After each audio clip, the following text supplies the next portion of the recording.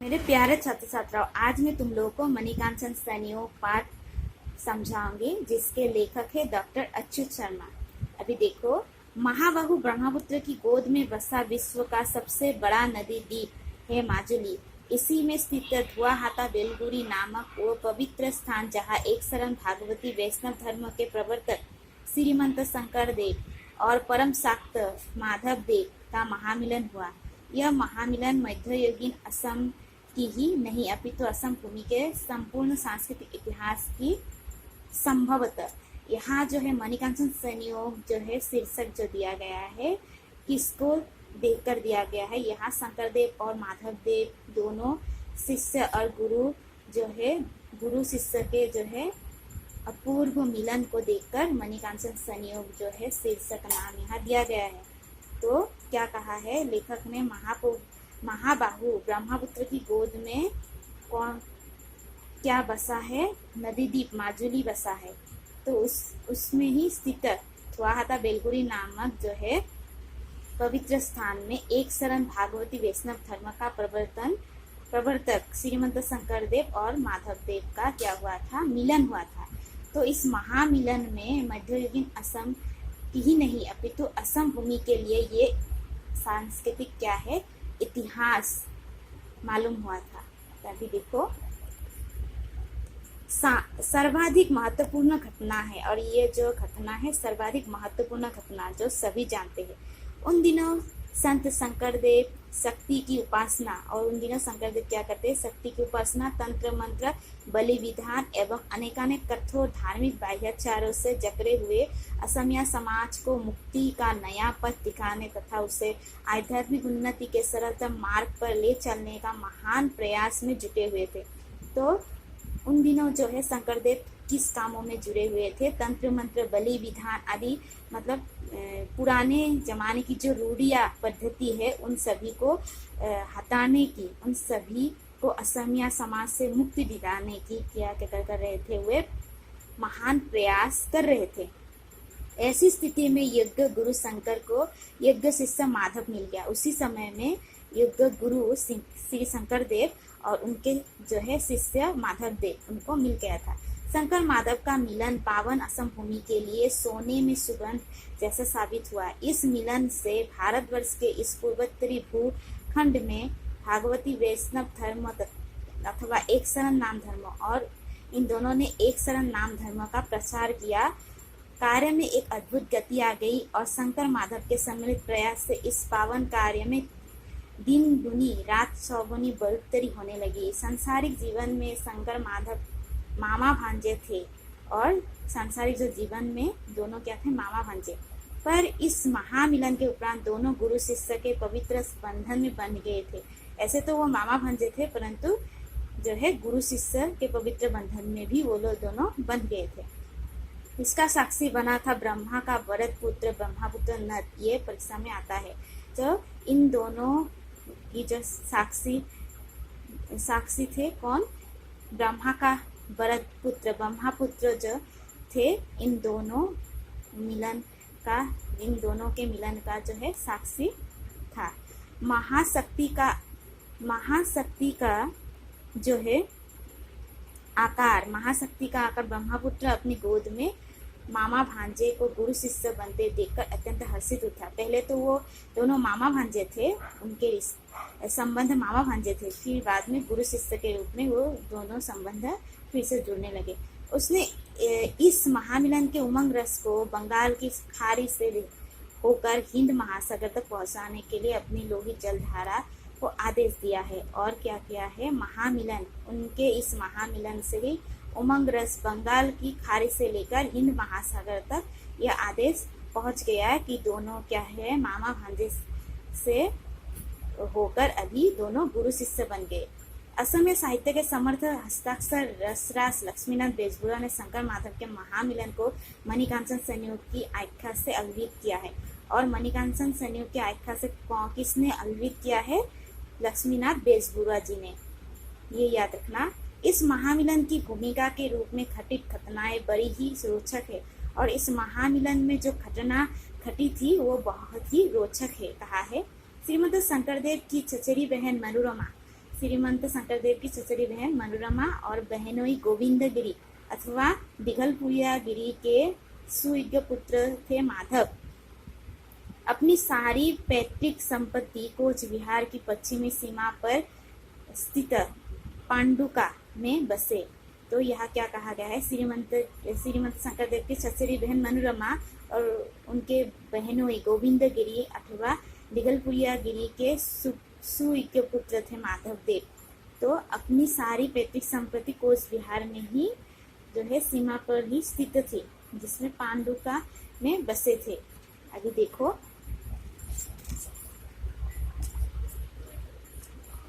अभी क्या है, बड़े भाई दामोदर को सौंपकर माधव देव, तो सारी संपत्ति माधव देव इनको सौंपकर आ गए बड़े भाई दामोदर को।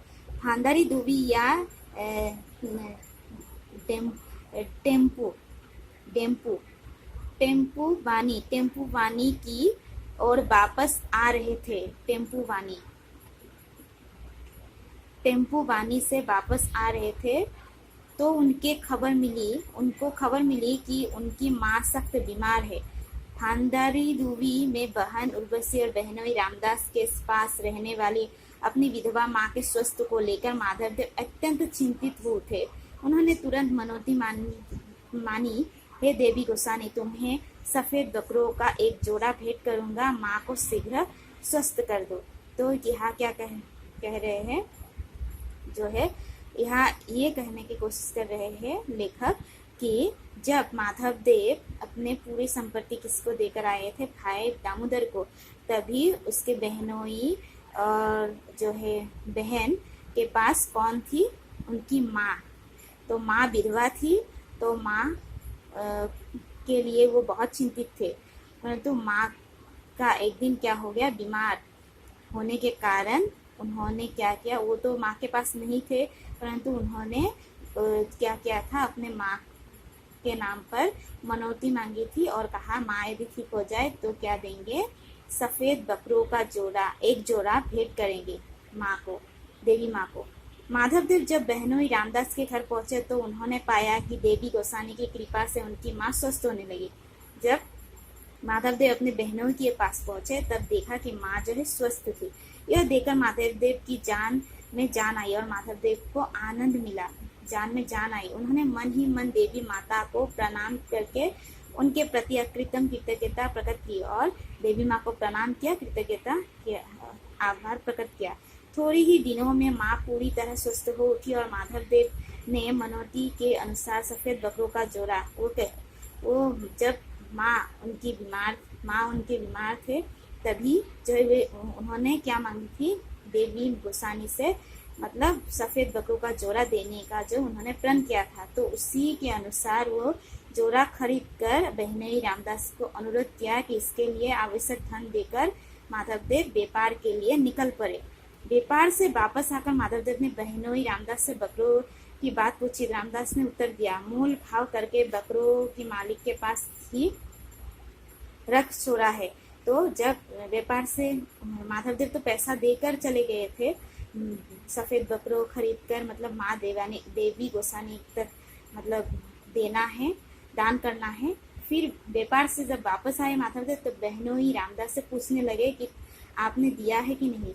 तो क्या किया है, बहनोई ने कहा है कि मालिक के पास वो गए थे बकरों को लाने के लिए, परंतु दाम जो है मूल भाव करते समय वो जो है उन्होंने रख लिया था। मोल भाव करके बकरों को मालिक के पास ही चोर आए हुए। देवी पूजा के दिन एकदम निकट आ गए तो माधवदेव ने बकरों को ले आने के लिए प्रस्ताव रखा। फिर मालिक को तो पैसा देकर आए थे, परंतु बकरों को तो नहीं लेकर आए थे बहनोई। तो इसीलिए माधवदेव बहनोई को जाकर बोले कि आप जाकर वो बकरों जो है लेकर आइए। बहनोई रामदास उत्तर दिया, बकरे लाकर क्या करोगे? इस लोक में बकरा कटवाने वाले उस लोक में बकरे के हाथों कटना पड़ता है। तो बहनोई माधवदेव से बोलते हैं कि इस संसार में जो बकरा काटते हैं तो क्या करते हैं, इस लोक में यदि कोई बकरा काटने वाला तो उस लोग में क्या करेंगे, बकरे के हाथों कटना पड़ता है। तो क्रोधित होकर माधवदेव ने बकरे न खरीदने का कारण पूछा। तो बकरे क्यों नहीं खरीदा आपने, बहनोई से कारण पूछा। तो कहा बलि चढ़ाना विनाशकारी कार्य है। तो बहनोई जो है माधवदेव से बोलते हैं कि बलि चढ़ाना विनाशकारी कार्य है, उससे किसकी प्राप्ति होगी, दूसरी जीव की हत्या बेकार ही तुम क्यों करोगे। तो बहनोई जो है माधवदेव से कहते हैं कि दूसरी जीव की हत्या तुम क्यों करोगे। गुरु शंकरदेव से मिली ज्ञान ज्योति के बल पर रामदास ने माधवदेव को बहुत समझाया, और पर उन बातों की माधवदेव जरा भी प्रभावित नहीं हुए। तो क्या हुआ, माधवदेव जो है बलि चढ़ाना चाहते थे बकरों की, परंतु जो है बहनोई के कहे अनुसार वो बलि नहीं चढ़ा पा रहे थे। तो इसी कारण जो है वे शंकरदेव के मतानुसार, शंकरदेव के नीति में रहकर ही माधवदेव को समझाने का प्रयास कर रहे थे, परंतु माधवदेव कुछ भी समझ नहीं रहे थे, बल्कि उनका ज्ञान दंभ जाग उठा। मतलब माधवदेव का ज्ञान दंभ जाग उठा था। बड़ी दृढ़ता से वे बहनोई साहब से बोले, अब तक मैंने कितने ही धर्मशास्त्र का अध्ययन किया है, तुम्हारी कही हुई बातें तो कहीं नहीं मिली है, सब में बलि विधान का ही निर्देश है। तुम्हें किस शास्त्र में ऐसी बातें मिली है, जरा मुझे भी तो बताओ। तो बहनोई से कहते हैं माधवदेव कि तुम्हें किस शास्त्र में मिला है कि बलि चढ़ाना विनाशकारी कार्य है। तो इन सब के बारे में जो है माधवदेव बोल रहे हैं कि माधवदेव को तो आज तक किसी शास्त्र में ऐसा लिखा हुआ नहीं मिला कि बलि चढ़ाना विनाशकारी कार्य है। तो माधवदेव के ज्ञान दंभ से रामदास थोड़ा आहट हुए, और बहनोई जो है माधवदेव के बहनोई रामदास जो आहट हुए उनकी बातें सुनकर। तो अब अप्रसन्नता व्यक्त किए बिना ही बोले, तुम और हम क्यों ऐसे ही शास्त्रार्थ करें। मतलब जो है रामदास कहते हैं तुम और हम क्यों शास्त्रार्थ कर रहे हैं, भोजन के बाद चलो उनके पास ही चले जिनसे हमने ये बातें सुनी। तो रामदास क्या कहते हैं, माधवदेव के बहनोई कहते हैं कि हम उनके पास चलते हैं जो है इन नीति नियम को अच्छी तरह से जानते हैं, उनके सामने तुम बोल भी नहीं पाओगे। तो रामदास कहते हैं उनके सामने तुम बोल भी नहीं पाओगे, वे एक ही बात से तुम्हें निरुत्तर कर देंगे, एक बात ही कहेंगे और तुम सब कुछ समझ जाओगे। रामदास जो है माधवदेव से बोल रहे हैं। माधवदेव का ज्ञान दंभ इतना बढ़ रहा था कि फौरन चलने का तैयार हुए और बोले, चलो उनके पास नहीं चले, शास्त्र में मुझे कैसे निरुत्तर करते हैं वो तो देखे। उस समय सूरज डूबने को हो रहा था, अतः अगले दिन सवेरे ही चलने की बात तय हुई। तो क्या हुआ, माधवदेव को जो है रामदास कहाँ लेकर जाते हैं, मतलब शंकरदेव के पास लेकर जाने वाले होते हैं। तभी देखो अगले दिन भोर में हुई रामदास और माधवदेव धुआता बेलगुड़ी सत्र में श्रीमंत शंकरदेव के पास पहुंचे। तो श्रीमंत शंकरदेव के पास दोनों पहुंच गए। आंगन में विराजमान शंकरदेव को प्रणाम करने के पश्चात दोनों एक और बैठ गए, और रामदास ने बकरों के बलि डाले प्रसंग को शंकर गुरु से यह भी कहा, माधवदेव आप शास्त्रार्थ करने के लिए आया है। यह सुनकर शंकर गुरु मुस्कुराए। रामदास से माधवदेव का विस्तृत परिचय पूछा। तो रामदास ने कहा, दिघलपुरिया गिरी का पुत्र माधव है। तो शंकरदेव के पास दोनों पहुंच गए और रामदास ने पूरी बातें बताई कि बलि चढ़ाने के इस मतलब कार्य में है माधवदेव जो है धर्म के हित में वो जो है बोल रहे हैं। तभी जो है शंकरदेव रामदास से पूछते हैं उसका परिचय, मतलब माधवदेव का परिचय पूछता है। तब जो है रामदास बताता है दिघलपुरिया गिरी का पुत्र माधव है। तब माधवदेव का परिचय पाकर शंकरदेव बड़े ही प्रसन्न हुए।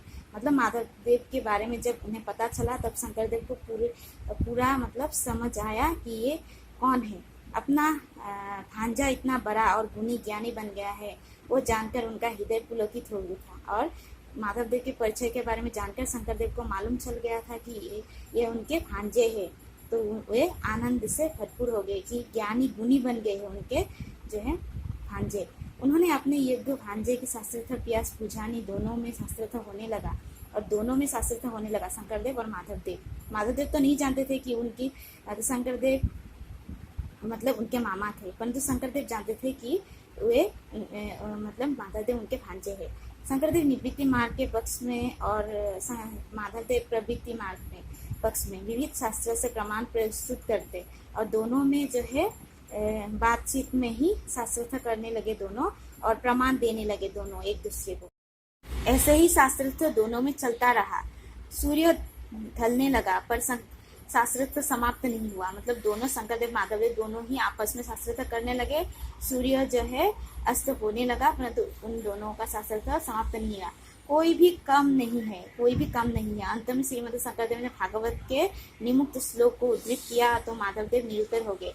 और शंकरदेव ने क्या किया, भागवत के एक श्लोक को ऐसे उन्होंने पढ़ा कि माधवदेव निरुत्तर हो गए। इसका अर्थ ये है कि यानी जिस प्रकार वृक्ष के मूल को सींचने से टहनियां, पत्ते, फूल, फल सब समृद्ध होते हैं अथवा अन्न ग्रहण के जरिए प्राण का पोषण करने से माधव शरीर की सारी इंद्रियां तृप्त होती है, उसी प्रकार ब्रह्मा कृष्ण की उपासना करने से सारे देवी देवता अपने आप संतुष्ट हो जाते। यहाँ कह रहे हैं कि बलि विधान जो करना ही पड़ेगा ऐसा नहीं है। यदि कृष्ण को माना जाए तो वही सबके करता धरता है और सभी देव देवियों का पूजा उन्हीं को करने से हो जाता है। मतलब कृष्ण ही सभी जो है संसार का करता धरता है। तो यहाँ यही समझाते हैं शंकरदेव माधवदेव को।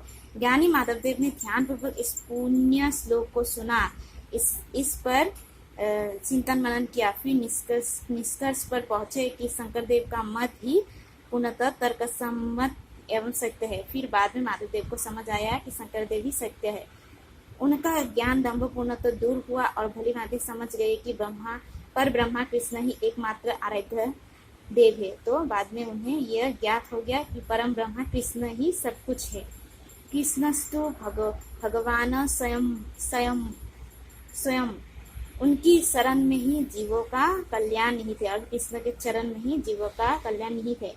कृष्ण संबंधी ज्ञान भक्ति के दाता श्रीमद शंकरदेव को गुरु मानकर शंकरदेव ने तुरंत गदगद चित्त से प्रणाम किया और श्रीमद शंकरदेव को गुरु मान लिया। तब से उन्होंने अब शंकरदेव अधिक आनंद के साथ भागवत के पूर्वोक्त श्लोक का अर्थ विस्तार पूर्वक बताने लगे और उनकी अमृतोपम वाणी सुनकर माधवदेव आह्लादित हो उठे। दूसरे ही दिन प्रभात बेला में माधवदेव ने विधि पूर्वक शंकरदेव को गुरु मानकर कृष्ण के चरणों में शरण ले ली। और माधवदेव दूसरे ही दिन क्या किया, सुबह उठकर प्रभात बेला उठकर विधि पूर्वक शंकरदेव को गुरु मानकर कृष्ण के चरणों में अपना शरण ले लिया। शंकरदेव ने माधवदेव को शिष्य के रूप में स्वीकार कर लिया। आनंद मग्न होकर जो है वे बोल उठे, तुम्हें पाकर आज में पूरा हुआ। सचमुच आगे चलकर शंकरदेव और माधवदेव एक दूसरे के पूरक बने। शंकर माधव के मिलन उपरांत एक शरण नाम धर्म का प्रसार तेजी से बढ़ता गया और कृष्ण भक्ति की धाराएं जन मन को भिगोती हुई चारों दिशाओं में बहने लगी। तो लेखक यहाँ कहते हैं कि शंकरदेव और माधवदेव के मिलन से एक शरण नाम धर्म का प्रचार लोगों के बीच में तेजी से बढ़ने लगी और कृष्ण भक्ति की धाराएं जन मन में जो है लोगों के मन में और चारों दिशाओं में फैलने लगी। माधवदेव ने कृष्ण भक्ति, गुरु भक्ति और एक शरण नाम धर्म के प्रसार कार्य में अपने को पूरी तरह समर्पित कर दिया और इसी कार्य को करते हुए माधवदेव जो है अपने आप को पूरी तरह इस काम में ही समर्पित कर दिया था। तो अतः माधवदेव जो थे शंकरदेव के शिष्य थे, परंतु शंकर गुरु के प्रिय शिष्य वे होते हुए भी अपितु वह माधव बांधव बन गए थे। इसलिए श्रीमद शंकरदेव ने अपने दोनों पुत्रों के होने के बावजूद भी अपने पुत्र रामानंद और हरिचंद्र के बदले पूर्ण योग्यता के आधार पर, यहाँ शंकरदेव ने क्या किया था, अपने पुत्र रामानंद और हरिचंद्र के बदले पूर्ण योग्यता के आधार पर माधवदेव को धर्म गुरु के रूप में उन्होंने मनोनीत किया था। इन्होंने शंकरदेव ने मनोनीत किया था। 1568 ईस्वी के भाद्र महीने में शंकर गुरु के तिरुभाव के पश्चात माधवदेव ने धर्म गुरु का गुरुभार संभाला। शंकरदेव की मृत्यु के पश्चात माधवदेव ने गुरुभार संभाला था उनका। आपने 1596 ईस्वी के भाद्र महीने में अपने तिरुभाव के समय तक इस दायित्व का कुशलतापूर्वक निभाया। तो यह क्या, अतः हम कह सकते हैं कि पवित्र स्थान धुआहाता बेलगुड़ी में हुए दोनों महापुरुष के महामिलन ने असम के सांस्कृतिक इतिहास में एक सुनहरे अध्याय का श्रीगणेश कर दिया था। भक्ति धर्म के प्रचार कार्य में श्री माधवदेव का सहयोग पाने के पश्चात श्रीमंत शंकरदेव अधिक उन्मुक्त भाव से साहित्य सृष्टि, संगीत रचना आदि के जरिए असमिया भाषा साहित्य संस्कृति की परिपुष्ट बनाने में सक्षम हुए। उन्होंने कीर्तन घोषा, गुणमाला, भक्ति प्रदीप, हरिश्चंद्र, उपाख्यान, रुक्मिणी, हरण काव्य, बलिचलन, कुरुक्षेत्र आदि काव्य रचनाएं की है। श्री श्री शंकरदेव ने काव्य रचनाओं के साथ साथ पत्नी प्रसाद, कालिया दमन, केली गोपाल, रुक्मिणी हरण, पारिजात हरण और राम विजय नामक 6 अंकियानाथ भी रचे हैं। तो काव्य रचनाओं के साथ साथ श्री श्री शंकरदेव ने क्या किया था, अंकियानाथ भी रचे थे। कहा जाता है कि श्री श्री शंकरदेव ने 12 कोरी वर्गीतों की रचना की थी, परंतु उनमें से जो है 35 वर्गीय थी आज वर्तमान समय में उपलब्ध है। इसी प्रकार एक गुरु से असीम प्रेरणा पाने के कारण, मतलब श्री शंकरदेव से इतनी असीम प्रेरणा पाकर माधवदेव के बारे में कह रहे हैं, श्री श्री माधवदेव भी अपनी अनमोल देन से असमिया समाज को हमेशा के लिए गौरव और अधिकारी बनाने के काम में सफल प्रमाणित हुए और क्या कहते हैं कि आपकी काव्य रचनाओं में नाम घोषा, जन्म रहस्य, राजसूय, भक्ति रत्नावली आदि विशेष रूप से उल्लेखनीय है। आपने शोर धरा, पिंपरा, बुसुआ, भोजन, बिहार, भूमि, लेतुआ, दधी, मंथन आदि जो है माधवदेव की रचनाएं हैं, जिनमें लगभग 181 वर्गीत आज उपलब्ध है। असमिया जाति शंकरदेव माधवदेव दोनों की आभा से उद्भासित है। जिस प्रकार धरती के लिए सूर्य और चांद की किरणें का अपना अपना महत्व है, उसी प्रकार महान असमिया समाज के लिए शंकर और भास्कर और माधव नीलांगन की प्रतिभाएं अपने अपने ढंग से कल्पतरु के समान कल्याणकारी है। उत्तर भारतीय समाज में रामचरितमानस आदर जितना है, असमिया समाज में कीर्तन घोषा का भी आदर उतना ही है।